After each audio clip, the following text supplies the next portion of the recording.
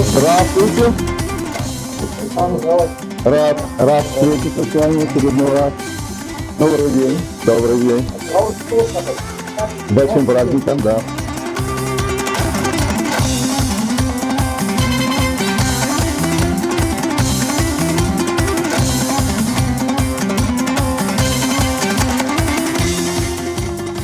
Ну, мы с вами друг друга давно уже, в принципе, знаем визуально, да, мне очень приятно. Когда вчера мне поступило предложение приехать просто поздравиться, повидаться, поздравиться с праздником Наурызом, цветения, вообще весны.